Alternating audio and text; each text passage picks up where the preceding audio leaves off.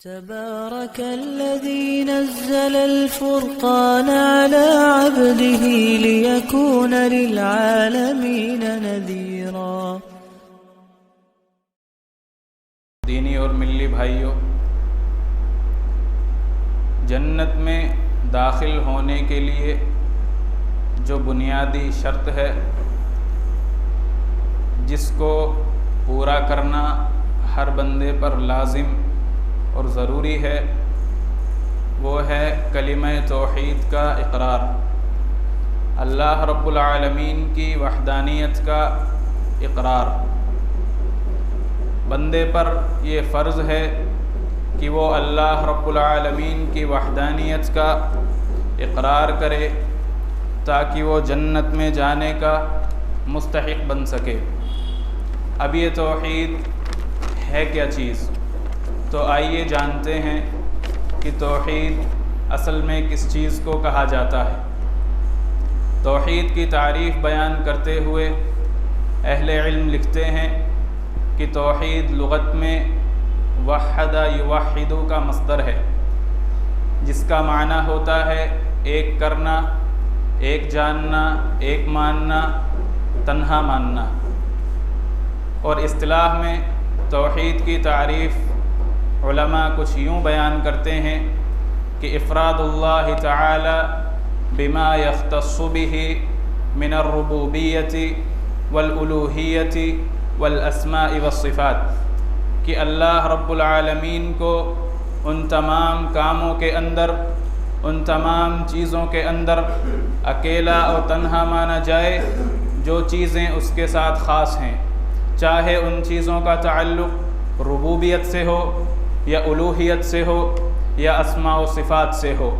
ان چیزوں کے اندر اللہ رب العالمین کو اکیلا اور تنہا ماننا یہ ضروری ہے، ہر انسان پر فرض ہے۔ اسی تعریف کو مد نظر رکھتے ہوئے علماء کرام نے توحید کی 3 قسمیں بیان کی۔ پہلی قسم توحید ربوبیت، دوسری قسم توحید الوہیت، اور تیسری قسم توحید اسماء و صفات۔ ان تمام قسموں پر یقین رکھنا، ان کا اعتقاد رکھنا ایک بندے پر فرض ہے۔ اس کی ذمہ داری ہے کہ وہ ان تمام کی تمام قسموں پر اعتقاد، ان تمام کی تمام قسموں پر یقین رکھے، ایمان رکھے، توحید کا اعتقاد رکھے۔ اب توحید کی جو سب سے پہلی قسم ہے توحید ربوبیت، یہ کیا ہے؟ اس کے تعلق سے ابن عثیمین رحمہ اللہ اپنی کتاب القول المفید علی کتاب التوحید کے اندر فرماتے ہیں کہ افراد اللہ تعالی بالخلق والملک والتدبیر، کہ اللہ رب العالمین کو خلق میں، ملک میں اور تدبیر میں اکیلا مانا جائے، تنہا تسلیم کیا جائے۔ اس چیز کا نام توحید ربوبیت ہے۔ توحید ربوبیت کا دوسرا نام توحید فی الذات بھی ہے، یعنی اللہ رب العالمین کو اس کی ذات میں اکیلا اور تنہا تسلیم کیا جائے۔ اس چیز کا نام بھی توحید ربوبیت ہے۔ توحید ربوبیت کا تیسرا نام توحید اللہ فی افعالہ بھی ہے، یعنی اللہ رب العالمین کو اس کے تمام کاموں میں، اس کے افعال میں اکیلا اور تنہا تسلیم کیا جائے۔ اس چیز کا نام توحید ربوبیت ہے۔ اس تعلق سے اللہ رب العالمین نے بے شمار آیات قرآن کے اندر نازل فرمائی، اپنی توحید ربوبیت کی وضاحت فرمائی۔ ابن عثیمین رحمہ اللہ نے بھی اپنی اس کتاب کے اندر توحید کی وضاحت کر کے اس کے تعلق سے دلائل دیے۔ تو آئیے دیکھتے ہیں کہ اس تعریف کی روشنی میں کون کون سی چیزیں توحید ربوبیت کے اندر داخل ہوتی ہیں۔ آئیے دیکھتے ہیں۔ سب سے پہلی چیز جو توحید ربوبیت کے اندر شامل ہے وہ ہے افراد اللہ تعالی بالخلق، کہ اللہ رب العالمین کو خلق میں، پیدا کرنے میں اکیلا اور تنہا تسلیم کیا جائے۔ یہ توحید ربوبیت کی پہلی چیز ہے، توحید ربوبیت کی بنیادی چیز ہے۔ اس کے تعلق سے اللہ رب العالمین فرماتا ہے अला लहुल खल्क़ वल अम्र तबारकल्लाहु रब्बुल आलमीन, कि ए लोगो सुनो, जितनी भी चीज़ें हैं उन तमाम चीज़ों को पैदा करना और हुक्म देना ये अल्लाह रब्बुल आलमीन का काम है। अल्लाह रब्बुल आलमीन की ज़ात बड़ी बाबरकत है, बड़ी ही पाकी वाली ज़ात है। अब इस आयत के अंदर अल्लाह रब्बुल आलमीन ने खल्क़ और अम्र में फ़र्क किया है, यानी दो अलग अलग अल्फाज इस्तेमाल किए।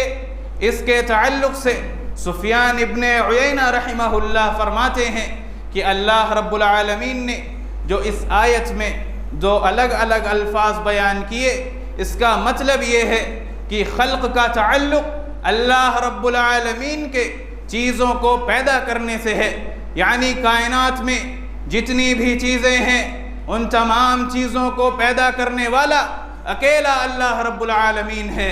और इस आयत में अम्र का मतलब है अल्लाह रब्बुल आलमीन का ये लफ्ज़ कुन, कि जब अल्लाह रब्बुल आलमीन किसी चीज़ को पैदा करने का इरादा करता है तो कहता है कुन, तू हो जा, वो चीज़ हो जाती है। अल्लाह रब्बुल आलमीन फरमाता है इन्नमा अम्रुहु इज़ा अरादा शैअन अन यक़ूल लहू कुन फ़यकून, कि जब अल्लाह रब्बुल आलमीन किसी चीज़ को पैदा करने का इरादा करता है तो उससे कहता है कि तू हो जा, कुन, तो वो चीज़ हो जाती है। सुफ़ियान इब्न उयैना रहमहुल्लाह ने इस आयत की वज़ाहत करते हुए यही फरमाया कि अम्र से मुराद अल्लाह रब्बुल आलमीन का ये लफ्ज़ कुन है।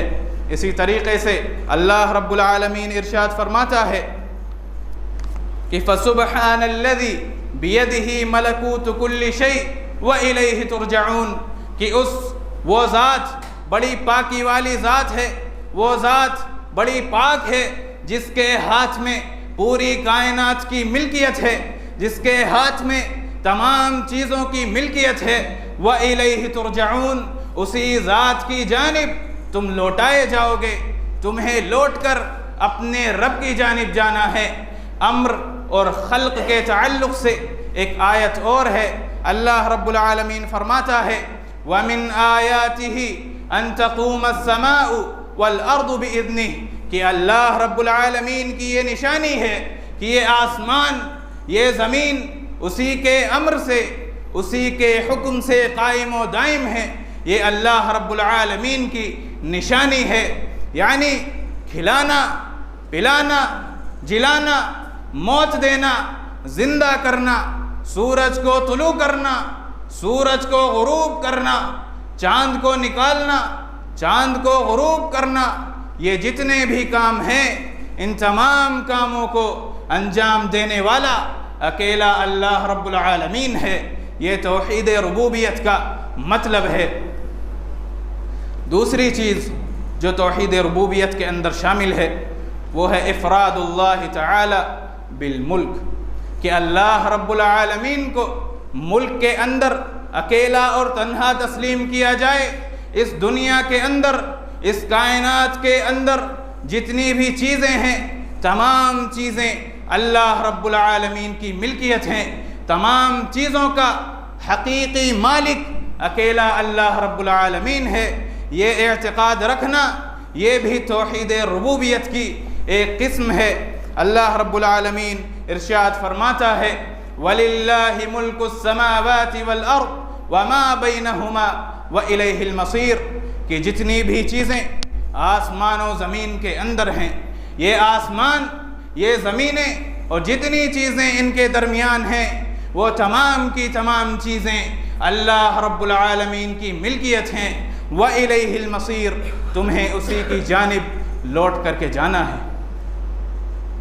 इमाम कुर्तुबी रहमहुल्लाह इस आयत के ताल्लुक़ से फ़रमाते हैं कि इस आयत से उन लोगों पर रद्द होता है जो लोग इस तरह के अल्फाज कहते हैं कि नऊज़ु बिल्लाह, अल्लाह रब्बुल आलमीन फ़कीर है और हम मालदार हैं। कौन है ये बदबख्त लोग? ये यहूद हैं। उन्होंने कहा था इन्नल्लाह फ़कीरुन व नहनु अग़निया, कि अल्लाह रब्बुल आलमीन तो फ़कीर है और हम मालदार हैं। इस आयत से उन पर रद्द होता है اللہ رب العالمین نے بے شمار مقامات پر ان یہود پر رد فرمایا۔ انہی میں سے ایک آیت یہ ہے کہ موسیٰ علیہ السلام کی زبانی اللہ رب العالمین فرماتا ہے وَقَالَ مُوسَىٰ إِن تَكْفُرُوا أَنْتُمْ وَمَنْ فِي الْأَرْضِ جَمِيعًا فَإِنَّ اللَّهَ لَغَنِيٌّ حَمِيدٌ۔ موسیٰ علیہ السلام فرماتے ہیں کہ اگر تم تمام کے تمام لوگ مل کر بھی اللہ رب العالمین کا کفر کرو، اللہ رب العالمین کی ناشکری کرو، اللہ رب العالمین کی نافرمانی کرو، اس کے تعلق سے غلط باتیں کہو، تو بھی اسے کوئی فرق پڑنے والا نہیں ہے۔ وہ تو بے نیاز ہے، تمام تعریفیں اسی کے لیے ہیں، تم اس کے محتاج ہو، وہ تمہارا محتاج نہیں ہے۔ تمہیں چلنے پھرنے اٹھنے بیٹھنے کھانے پینے تمام کے تمام کاموں کے لیے اپنے رب کی ضرورت ہوتی ہے، اسے تمہاری ضرورت نہیں ہے، اسے نہ تمہاری عبادتوں کی ضرورت ہے نہ ہی تمہاری ان اطاعتوں کی ضرورت ہے۔ وہ تو بے نیاز ہے، وہ تو تمام کی تمام تعریفوں کے قابل ہے۔ اسی طریقے سے اب بعض لوگوں کے ذہن میں یہ اشکال آ سکتا ہے کہ مالک تو انسان بھی ہوتا ہے، ملکیت یہ تو انسان کے پاس بھی ہوتی ہے۔ اگر تمام کی تمام چیزوں کا مالک اکیلا اللہ رب العالمین ہے تو پھر ان بلڈنگوں کا، ان مکانوں کا، ان گھروں کا، ان دکانوں کا انسان کیسے مالک بن جاتا ہے؟ اس سوال کا جواب ابن عثیمین رحمہ اللہ دیتے ہیں، فرماتے ہیں کہ انسان کی اور اللہ رب العالمین کی ملکیت میں فرق یہ ہے کہ انسان کی جو ملکیت ہے یہ محدود ہے، عارضی ہے، اور ایک وقت تک کے لیے اس کی ملکیت ہے۔ کیسے کہ انسان جب کسی دکان کا مالک ہوتا ہے تو وہ صرف اپنی دکان کا مالک ہوتا ہے، دوسرے کی دکان کا، اس کے گھر کا مالک نہیں ہوتا۔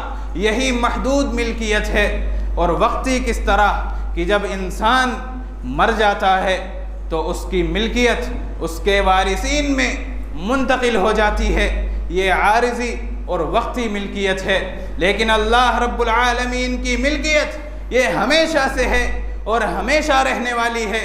اللہ رب العالمین قیامت کے دن، وہ دن کہ جو دن نفسی نفسی کے عالم کا دن ہوگا، وہ دن کہ جس کے بارے میں نبی کریم صلی اللہ علیہ وسلم نے بے شمار مقامات پر اس دن کی ہولناکیوں اور سختیوں کو بیان فرمایا۔ وہ دن کہ جس دن بھائی اپنے بھائی سے بھاگے گا، وہ دن جس دن باپ اپنے بیٹے سے بھاگے گا، وہ دن کہ جس دن حمل والیوں کے حمل گر جائیں گے، وہ دن جس دن دودھ پلانے والیاں اپنے بچوں کو دودھ پلانا چھوڑ دیں گی، اس دن رب العالمین فرمائے گا لمن الملک اليوم، بادشاہوں کے بادشاہ موجود ہوں گے، اپنے آپ کو شہنشاہ کہنے والے موجود ہوں گے۔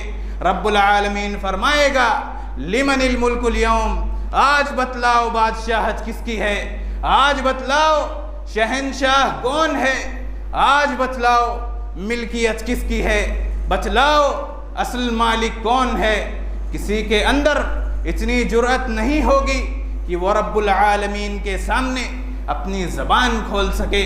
خود فرمائے گا للہ الواحد القہار۔ آج اگر کسی کی ملکیت ہے تو اکیلے اللہ رب العالمین کی ملکیت ہے۔ آج کوئی بادشاہ ہے تو اکیلا اللہ رب العالمین ہے۔ آج کسی انسان، کسی جن، کسی ملائکہ کی ملکیت نہیں چلے گی، آج اکیلا اللہ رب العالمین مالک ہے۔ اسی طریقے سے جو تیسری چیز توحید ربوبیت کے اندر شامل ہے وہ ہے افراد اللہ تعالی بالتدبیر، کہ اللہ رب العالمین کو تدبیر میں اکیلا مانا جائے۔ کیا مطلب؟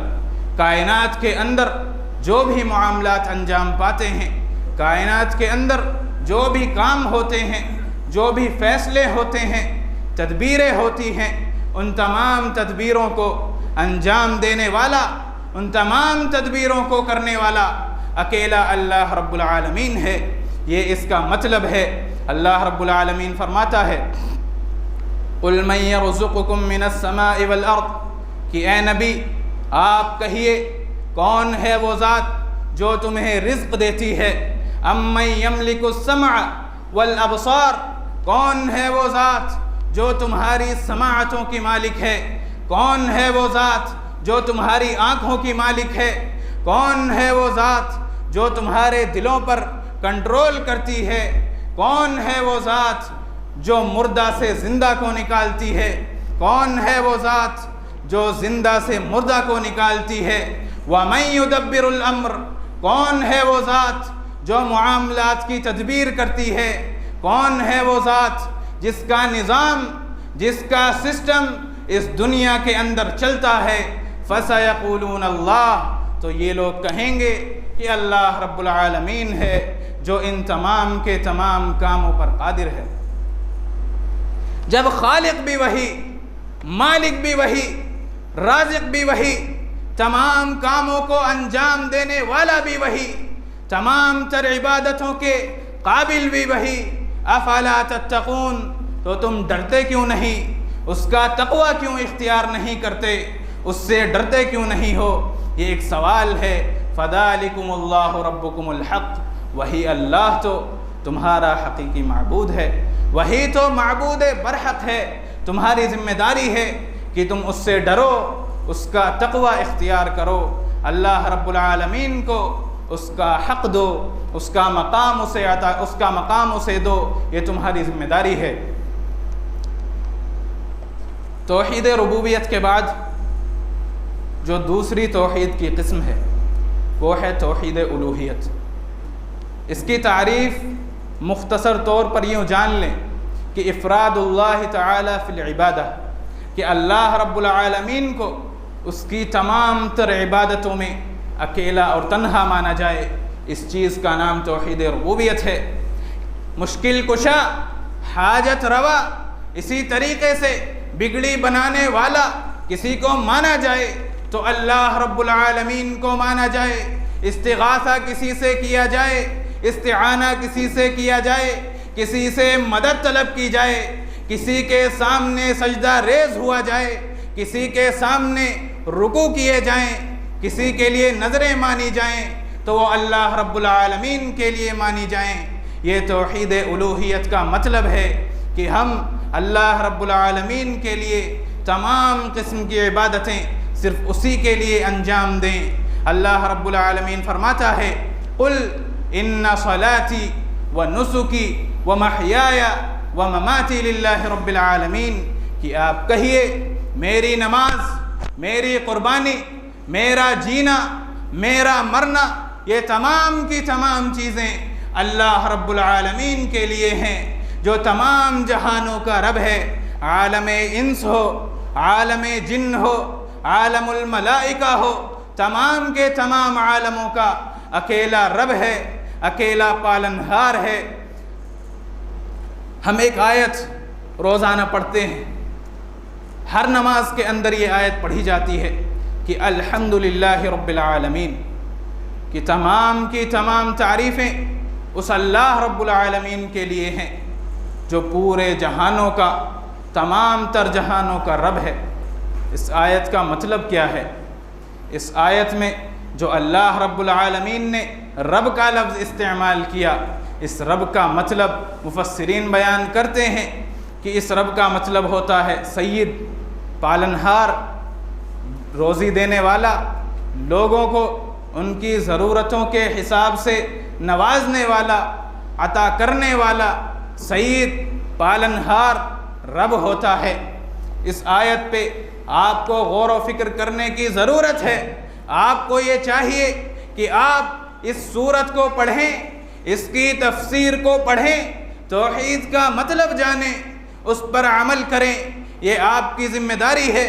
آپ اپنی نمازوں کو پڑھنے سے پہلے توحید کا مطلب سمجھیں، توحید کا مطلب جانیں، کلمہ توحید لا الہ الا اللہ کا کیا معنی ہے، اس کا کیا مفہوم ہے، اس کی کیا شرائط ہیں، آپ جانیں، اس پر عمل کریں، یہ آپ کی ذمہ داری ہے، آپ پر فرض ہے۔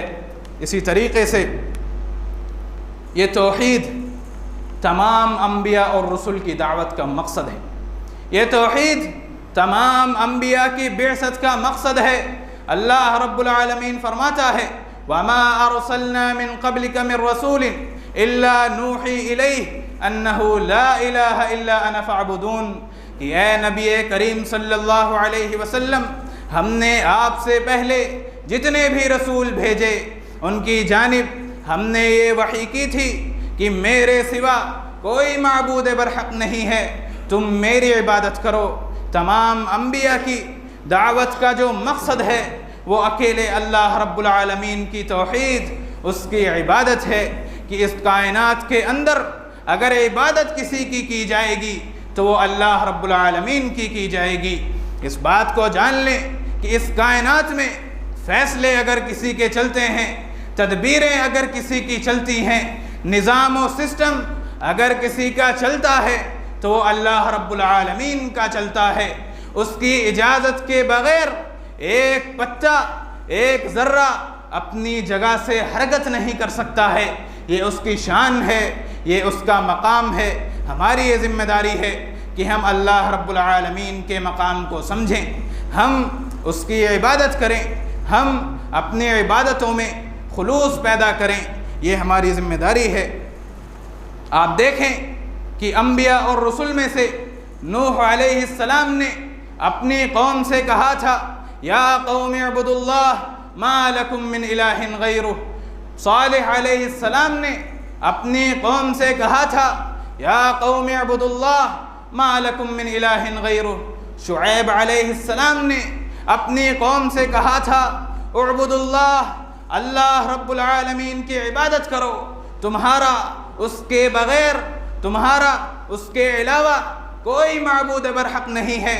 یوسف علیہ السلام نے اپنے دو قیدی ساتھیوں سے کہا تھا یا صاحبی السجن اارباب متفرقون خیر ام اللہ الواحد القہار، کہ اے میرے قیدی ساتھیوں، کیا یہ جو معبودان باطلہ، اتنے ہزاروں متفرق معبودان باطلہ بنا لیے گئے، یہ زیادہ بہتر ہیں یا اکیلا غالب اللہ رب العالمین زیادہ بہتر ہے؟ یہ یوسف علیہ السلام کی دعوت تھی۔ اسی طریقے سے اگر آپ توحید کے تعلق سے احادیث کے اندر دیکھیں گے تو ایک حدیث عبداللہ ابن عمر رضی اللہ عنہ بیان کرتے ہیں کہ ان نوحا قال لابنہ عند موتہ، کہ نوح علیہ السلام نے موت کے وقت اپنے بیٹے کو یہ نصیحت کی تھی کہ آمرک بلا الہ الا اللہ، میں تمہیں لا الہ الا اللہ کا حکم دیتا ہوں، میں تمہیں یہ نصیحت کرتا ہوں کہ تم اللہ رب العالمین کی وحدانیت بیان کرو، تم یہ جانو کہ اس کے علاوہ کوئی معبود برحق نہیں ہے۔ وجہ کیا ہے؟ وجہ بتلاتے ہیں کہ یہ ساتوں آسمان، یہ ساتوں زمینیں اگر ترازو کے ایک پلڑے میں رکھی جائیں، لا الہ الا اللہ کو ترازو کے دوسرے پلڑے میں رکھا جائے تو اللہ کی قسم رجحت بہن لا الہ الا اللہ، لا الہ الا اللہ کا پلڑا بھاری ہوگا ان تمام کی تمام زمینوں پر، ان تمام کے تمام آسمانوں پر یہ پلڑا بھاری ہوگا۔ یہ اس کلمے کی فضیلت ہے، اس کی اہمیت ہے۔ توحید کی اہمیت کے تعلق سے اگر بات کی جائے تو اگر دنیا کے اندر اس کی اہمیت دیکھنی ہے تو آپ دیکھیں کہ اگر کوئی شخص اللہ رب العالمین کی عبادت کرتا ہے، صرف اسی کے سامنے اپنی پیشانی کو جھکاتا ہے، اسی سے دعائیں مانگتا ہے، اسی کے سامنے رکوع و سجود کرتا ہے، تو ایسے انسان کو خوش نصیبی مبارک ہو، ایسے انسان کو کسی اور کے در پر جانے کی ضرورت نہیں ہوتی ہے۔ ایسے انسان کو اللہ رب العالمین کا فرما بردار بندہ بن کر اس کے سامنے سر جھکانا ہوتا ہے، در در کی ٹھوکریں نہیں کھانی ہوتی۔ یہ اس توحید کی فضیلت ہے کہ جو اللہ رب العالمین کا ہو جاتا ہے اسے کسی اور کا بننے کی ضرورت نہیں پڑتی ہے۔ اگر ہم توحید پر صحیح معنی میں عمل کریں توحید کے صحیح مطلب کو جان کر اس پر عمل کریں تو یہ جو غیر اللہ کی اطاعتوں کے، غیر اللہ کی تقلید کے طوق ہماری گردنوں میں پڑے ہوئے ہیں، ہم ان طوقوں سے آزاد ہو سکتے ہیں۔ یہ ہماری ذمہ داری ہے کہ ہم اس توحید پر عمل کریں، اس کی فضیلت کو جانیں، سمجھیں کہ اللہ رب العالمین نے کیا مقام و مرتبہ اس انسان کو عطا کیا جو توحید کا اقرار کرتا ہے۔ حدیث کے الفاظ ہیں، نبی کریم صلی اللہ علیہ وسلم بیان کرتے ہیں کہ من مات وہو لا یشرک باللہ شیئا دخل الجنہ، جو شخص اس حال میں مرے گا، اس حال میں موت پائے گا کہ وہ اللہ کے ساتھ کسی کو شریک نہیں کرتا تھا، دخل الجنہ، تو ایسا شخص جنت میں داخل ہوگا۔ ومن مات یشرک باللہ دخل النار، اور جو شخص اس حال میں مرے گا کہ وہ اللہ رب العالمین کے ساتھ شرک کیا کرتا تھا، وہ جہنم میں داخل ہوگا۔ آپ دیکھیں، آپ سمجھیں کہ توحید کو جاننے، توحید پر عمل کرنے کا کیا مقام ہے۔ اس انسان کو نبی کریم صلی اللہ علیہ وسلم نے جنت کی بشارت سنائی، اور اس کا انکار کرنے والوں کو جہنم کی وعید سنائی۔ یہ اس توحید کا مقام ہے۔ اب اخیر میں اللہ رب العالمین سے دعا ہے کہ اللہ رب العالمین ہماری کوتاہیوں کو معاف فرمائے۔ اللہ رب العالمین ہمارے ٹوٹے پھوٹے گناہوں کو معاف فرما کر، ہمارے گناہوں کو معاف فرما کر ہماری ٹوٹی پھوٹی نیکیوں کو قبول فرمائے۔ اللہ رب العالمین ہماری نمازوں کو قبول فرمائے۔ اللہ رب العالمین ہم میں سے جو لوگ حج کرنا چاہتے ہیں ان کو حج کرنے کی توفیق دے، ان کے لیے حج کا انتظام کروائے۔ اللہ رب العالمین ہمیں صحیح معنی میں توحید کا معنی جاننے کی، اس کا مفہوم سمجھنے کی توفیق دے۔ اسی طریقے سے توحید کی ایک قسم توحید الاسماء والصفات یہ باقی رہ گئی ہے، انشاءاللہ کبھی اور موقع ملا تو اس پر بھی روشنی ڈالی جائے گی۔ وآخر دعوانا ان الحمدللہ رب العالمین۔